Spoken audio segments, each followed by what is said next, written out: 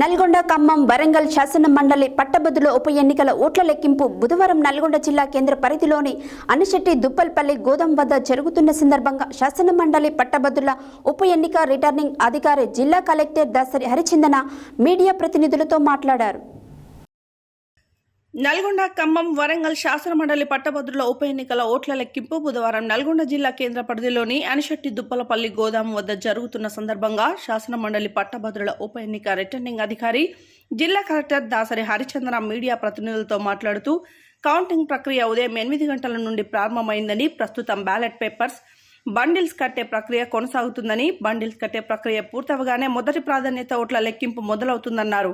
Counting ప్రక్రియలో భాగంగా ఒక్కో హాల్లో 24 టేబుళ్ల చొప్పున 4 హాల్లో ఈసారి 96 టేబుల్స్ ఏర్పాటు చేశామని, ఒక్కో టేబుల్కు 500 చొప్పున ఒక రౌండ్లో 48,000 ఓట్ల లెక్కింపు జరుగుతుందని తెలిపారు.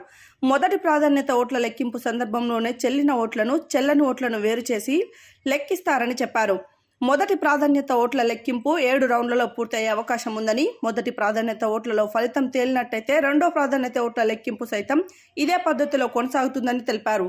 ఎస్పీ చంద్రదీప్తి మాట్లాడుతూ ఎమ్మెల్సీ ఎన్నికల ఓట్ల కౌంటింగ్ కేంద్రం వద్ద 3 అంచెల పటిష్ట బందోబస్తు ఏర్పాటు చేశామని, అన్ని ర్యాంకులకు చెందిన 800 మంది పోలీసులు కౌంటింగ్ కేంద్రం వద్ద బందోబస్తులో పనిచేస్తున్నారని తెలిపారు. ఒక్కో కౌంటింగ్ హాల్ వద్ద డీఎస్పీ ర్యాంక్ అధికారి ఆధ్వర్యంలో పర్యవేక్షణ జరుగుతుందని, కౌంటింగ్ పూర్తయ్యే వరకు ఇదే భద్రత కొనసాగుతుందని తెలిపారు.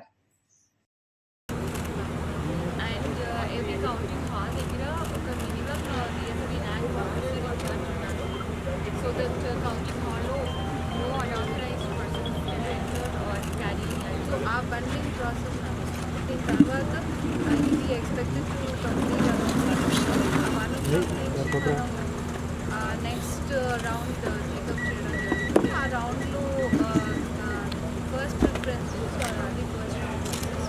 దాని తర్వాత నుంచి ఒకవేళ ఫస్ట్ రౌండ్లోనే ఎవరైనా హాఫ్ వే మార్క్ వెళ్తే వారిని డిక్లేర్ చేయబడుతుంది. అది అవ్వదు